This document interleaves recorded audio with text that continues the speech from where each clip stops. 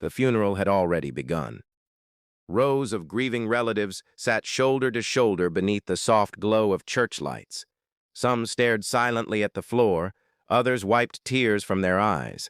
Near the front of the room stood a polished casket, surrounded by flowers and framed photographs of a smiling wife, mother, and friend. People whispered about how unfair life could be, how a woman could leave home one day and never return. The priest adjusted his notes and prepared to deliver the final goodbye. For everyone gathered there that evening, the story was already over. Or so they thought. Because just a few moments later, the doors of the church opened. A woman stepped inside. The room fell silent. A few mourners gasped. Others froze in disbelief. One person dropped what they were holding. The priest stopped speaking mid-sentence, and standing in the doorway, staring back at the crowd, was the very woman whose funeral they had come to attend. She wasn't a ghost, she wasn't a look-alike, and she certainly wasn't dead. The woman they had gathered to mourn was alive. But the most shocking part wasn't that she had survived. It was the reason everyone believed she was dead in the first place. According to investigators, the man responsible for arranging her death wasn't a stranger lurking in the shadows. It wasn't a criminal gang. It wasn't a jealous rival. It was her own husband, the same man who had comforted her during difficult times, the same man who had shared her home and raised children with her, the same man who was standing among the mourners pretending to grieve. Investigators would later uncover evidence suggesting he had allegedly paid armed men thousands of dollars to make sure his wife never returned home alive. The plan appeared simple. She would disappear. Her body would never be found, and everyone would move on, believing she had met a tragic end. But fate had other plans, because the people hired to carry out the killing made a decision that changed everything. Instead of ending her life, they handed her something far more dangerous, the truth. And that truth would trigger a chain of events so unbelievable that even seasoned detectives struggled to comprehend it. What followed involved an alleged murder-for-hire plot, a secret journey across continents, hidden recordings, a husband living under the illusion that his plan had succeeded, and one of the most unforgettable confrontations ever witnessed at a funeral. Before we go deeper into this story, let us know in the comments where you're watching from. We'd love to hear from you. And don't forget to hit that subscribe button so you never miss any of our upcoming videos. Because by the end of this story, you'll understand how one woman turned her own funeral into the moment that exposed the person who allegedly wanted her dead. And when the final confrontation finally came, the reaction of her husband was something witnesses would never forget. To understand how a woman could walk into her own funeral and expose an alleged murder plot, we first need to answer a few questions. Who was this woman? Why would the man she trusted most allegedly want her dead? How did she learn about the plot before it was too late? And perhaps the most unbelievable question of all, how does someone attend their own funeral? At first glance, the story of Emily and her husband, Daniel, looked completely ordinary. They lived the kind of life many people would recognize. They had built a family together. They shared a home. They made plans for the future. To friends and neighbors, they appeared to be another married couple navigating the ups and downs of everyday life. Nothing about them suggested they would one day become the center of an international criminal investigation. But appearances can be deceiving. As investigators later pieced together the timeline, they began uncovering details that painted a very different picture behind closed doors. According to court records and witness testimony, tensions within the marriage had been growing for some time. The relationship that once appeared stable was becoming increasingly strained. Arguments became more frequent. Trust began eroding. And while many couples experienced difficult periods, investigators would eventually conclude that something far more serious was taking shape. The most disturbing part was that Emily had no idea how close she was to becoming the target of a deadly plan. At least, not at first. Because while she continued living her daily life, evidence later suggested that conversations were taking place without her knowledge. Decisions were being made behind her back. And somewhere along the line, authorities believed the idea of permanently removing her from the picture entered the equation. What makes this case so fascinating is that it wasn't solved after a murder. It was solved before one could happen. Most victims never get the chance to learn that someone wants them dead. Most never get the opportunity to see the plot unfolding before it reaches its final stage. But in this case, a single unexpected moment changed everything. Somewhere, someone made a choice that would alter the course of the entire story. A choice that would eventually save Emily's life. And when investigators later revealed exactly how she discovered the alleged plot, many people could hardly believe it, because the warning didn't come from the police. It didn't come from a private investigator, and it certainly didn't come from her husband. It came from the very people who had allegedly been hired to kill her. What they told Emily would set off a chain of events that nobody could have predicted. It would force her into hiding, launch a covert police operation, and ultimately lead to that unforgettable moment when the dead woman walked through the doors of her own funeral. But before any of that could happen, Emily first had to confront a terrifying possibility. The possibility that the man sleeping beside her each night may have already decided she shouldn't be alive much longer. And when the first pieces of evidence began appearing, she found herself facing a question no spouse should ever have to ask. What if the person she trusted most was secretly planning her death? Long before Emily became the woman who attended her own funeral, she was known for something far less dramatic. Friends described her as independent, determined, and deeply devoted to the people she loved. She was the kind of person others relied on when life became difficult. Family members trusted her judgment. Friends trusted her advice. She worked hard, cared deeply about her children, and believed that loyalty was one of the most important qualities a person could have. Those who knew her often described her as resilient, someone who rarely complained even when facing challenges. To the outside world, Emily appeared to be building a stable future with the man she had chosen to spend her life with. That man was Daniel. In the early years, Daniel appeared to be everything a husband should be. He was attentive, supportive, and ambitious. Together, they built a life that seemed ordinary in all the right ways. They shared responsibilities, made plans, and talked about the future. Neighbors saw a married couple working toward common goals. Friends saw a family trying to make the best life possible for themselves. There was little reason for anyone to suspect that their relationship would one day become the focus of a criminal investigation that would attract international attention. But relationships rarely fall apart all at once. More often, they begin with small changes that seem insignificant at the time. A disagreement that lasts longer than it should. A growing distance between two people who once shared everything. A feeling that something isn't quite right, even when nobody can explain why. Over time, those small changes began appearing in Emily and Daniel's marriage. Arguments became more common. Communication became more difficult. The trust that once held the relationship together slowly began to weaken. Financial concerns added new pressures. Decisions that once seemed simple became sources of conflict. To outsiders, the problem still appeared manageable. Plenty of couples faced similar challenges. Nothing suggested the situation was heading toward disaster, yet several people would later recall noticing tension beneath the surface. There were moments that felt unusual, conversations that ended abruptly when others entered the room, arguments that seemed more intense than they should have been, a growing sense that something was wrong, even if nobody could identify exactly what it was. Years later, investigators would examine these details and arrive at a disturbing conclusion. According to authorities, resentment may have been building inside Daniel for a long time, not weeks, not months, years. As that resentment grew, investigators believed Daniel began looking for a way out of the marriage. But rather than pursuing a separation, authorities would later allege that he started considering something far more extreme, something permanent, something from which there would be no return. And while Emily continued living her life, unaware of the danger surrounding her, investigators believe plans were already beginning to take shape behind closed doors. Quiet conversations, secret arrangements, decisions that could have deadly consequences. The most chilling part is that Emily had absolutely no idea any of it was happening.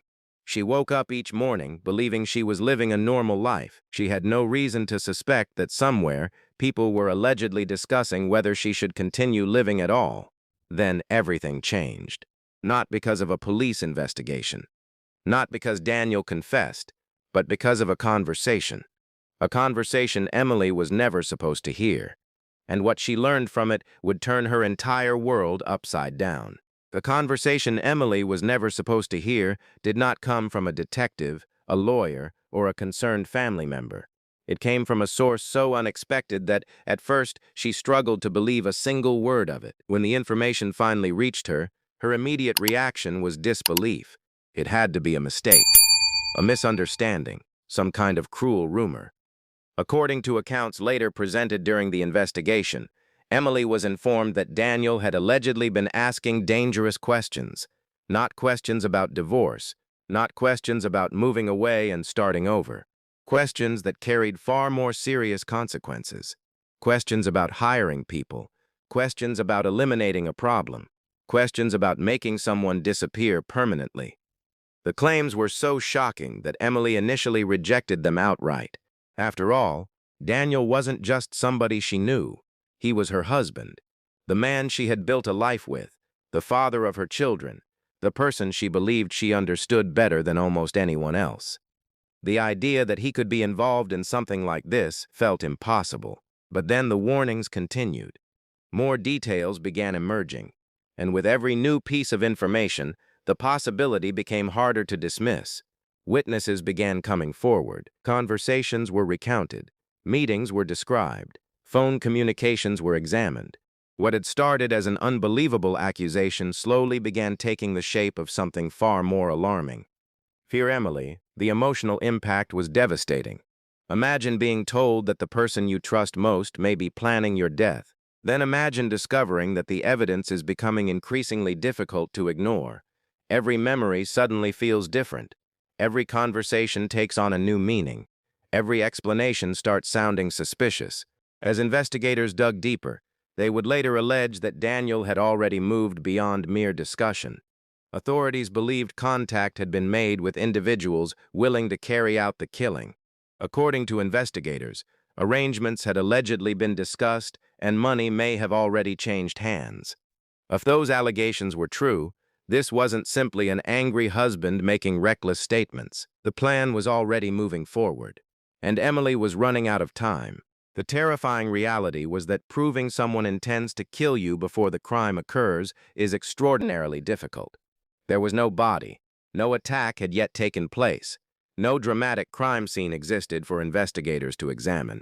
There was only a growing collection of warnings, witness accounts, and evidence suggesting that Emily's life could be in immediate danger. She found herself trapped between impossible choices. If she ignored the warnings and stayed where she was, she risked becoming the victim everyone feared she would become.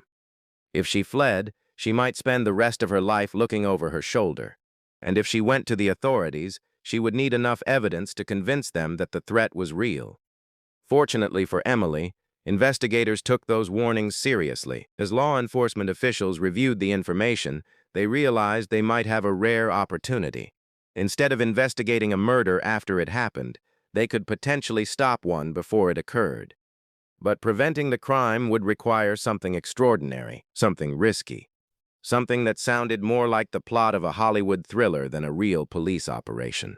Investigators needed Daniel to believe the plan had succeeded. They needed the people allegedly involved to think Emily was gone forever. And they needed everyone connected to the alleged plot to lower their guard. There was only one way to make that happen.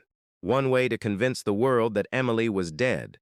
When authorities finally presented the idea to her, it sounded completely insane. They wanted her to disappear. They wanted her family to remain silent. They wanted the alleged killers to report a successful mission.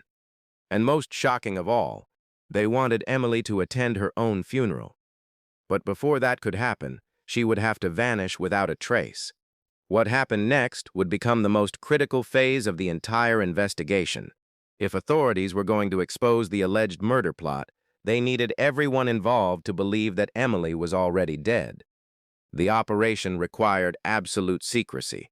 One mistake could cost her life. According to reports surrounding the case, investigators began carefully constructing an elaborate deception. Every detail had to appear authentic. Every piece of information had to support the same story.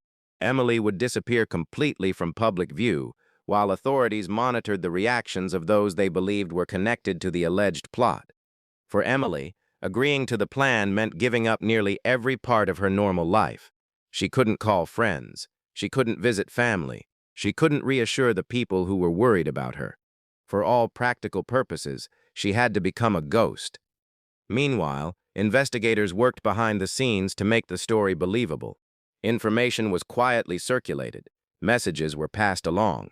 The impression being created was simple and devastating. Emily was gone. The target had been eliminated. The job was finished. Authorities believed that if the people behind the alleged plot truly thought Emily was dead, they might reveal information they otherwise would have kept hidden. So the police watched and waited. Every conversation mattered. Every meeting mattered. Every phone call mattered. Investigators paid close attention to reactions, behavior, and statements. They were looking for anything that could help establish what had happened behind closed doors. And according to investigators, something remarkable began occurring. Daniel appeared to believe it. The woman he had shared his life with had supposedly been killed. The plan, as he understood it, had succeeded. For authorities, this was exactly what they had hoped for. Because people often behave differently when they believe a threat has disappeared. They become less careful, less guarded, more willing to speak openly. The longer the operation continued, the more evidence investigators hoped to gather. But while police focused on building their case, Emily faced a different challenge. She was forced to watch her own life continue without her. Friends discussed her disappearance. People mourned her. Rumors spread. Questions multiplied. And through it all, she remained hidden, unable to tell anyone the truth. Imagine hearing people talk about your death while knowing you're still alive. Imagine seeing your loved ones grieve while being unable to comfort them. Every day required patience. Every day required trust in the investigation. Every day brought new uncertainty. Then came the final stage, the stage that would determine whether months of planning had been worth the risk. The funeral. Authorities believed the funeral would bring together many of the key figures connected to the case. It would create the perfect moment to bring the deception to an end. The service was arranged. Mourners prepared to attend. Family members gathered. Friends came to pay their respects. And Daniel was expected to be there. Everything was moving exactly according to plan, until investigators realized how much could still go wrong. A single leak could ruin the operation. One unexpected witness could expose Emily's whereabouts. One careless mistake could place her directly back in danger. As the day of the funeral approached, tension inside the investigation reached its highest point. Months of work were leading toward one extraordinary moment. A moment nobody in attendance would ever forget. Because Daniel arrived expecting to mourn a dead wife. He expected to see a funeral. He expected to see a casket. He expected to leave believing the chapter was closed forever. What he did not expect was for the church doors to open, and for the woman he believed was dead to walk into the room herself. And when that moment finally came, everything changed. The day of the funeral arrived with all the sorrow and uncertainty that usually follows a tragic death. Long before the service began, mourners started gathering at the church. Family members embraced one another through tears. Friends spoke quietly about Emily's life and the memories they shared with her. Many were still struggling to understand how such a tragedy could have happened. Questions lingered in every conversation. Some wanted answers. Others wanted justice. Everyone believed they were attending the final chapter of Emily's story. Among those who arrived that day was Daniel. To everyone watching, he appeared to be a grieving husband, preparing to say goodbye to his wife. He stood among relatives and friends as the service got underway. Nothing about the scene suggested that one of the most astonishing moments in modern criminal investigations was only minutes away. As the ceremony continued, the atmosphere grew heavier. The priest spoke. Mourners listened. The room remained focused on the casket positioned at the front of the church. Then everything changed. The church doors opened. At first, few people paid attention, but within seconds, heads began turning. Conversation stopped. The room fell silent. Standing in the doorway was Emily, alive. breathing, looking directly at the people who believed they had come to mourn her death. For a moment, nobody seemed capable of processing what they were seeing. Some people froze completely, others burst into tears. Several witnesses later recalled feeling as though time had stopped. The woman everyone believed was dead was standing right in front of them, not in a photograph, not in a memory, not inside a casket, alive. The shock spread across the church almost instantly. Gasps echoed through the room. Some mourners covered their mouths in disbelief. Others simply stared, unable to comprehend what was unfolding before their eyes. But while many people focused on Emily, others were watching Daniel, and his reaction quickly became the most talked-about moment of the entire case. In a single second, the reality he had allegedly accepted came crashing down.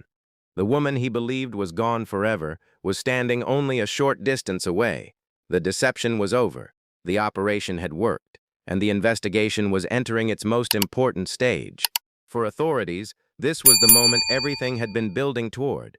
Months of planning, months of secrecy, months of gathering information. All of it had led here. With Emily alive and the operation complete, investigators could finally move forward openly. Evidence collected during the investigation was assembled. Witnesses began providing detailed accounts of what they knew. Statements were compared. Timelines were reconstructed. Authorities worked to demonstrate how the alleged murder-for-hire plot had unfolded and who had participated in it. As more details emerged, the case attracted widespread attention. People were fascinated not only by the alleged plot itself, but by the extraordinary strategy used to expose it. A woman had attended her own funeral. A suspected murder victim had become the central witness, and an investigation that could have ended with a homicide instead became a race to prevent one. Soon the matter moved toward court. There, prosecutors would begin presenting evidence gathered throughout the operation, while witnesses described conversations and events that investigators believed connected Daniel to the alleged scheme. But for Emily, surviving the plot did not mean the ordeal was over. In many ways, the hardest part was only beginning. Because escaping death is one thing, living with the truth is something else entirely. The person she had trusted, the person she had built a future with, the person who had shared her home and her life, was now at the center of allegations that he had tried to arrange her murder. No courtroom verdict could erase that reality. No investigation could undo the betrayal. As the legal battle moved forward, Emily found herself confronting a painful question that would stay with her long after the headlines faded. How do you rebuild your life after discovering that the person you loved may have wanted it taken away? And as the court proceedings unfolded, even more disturbing details were about to emerge.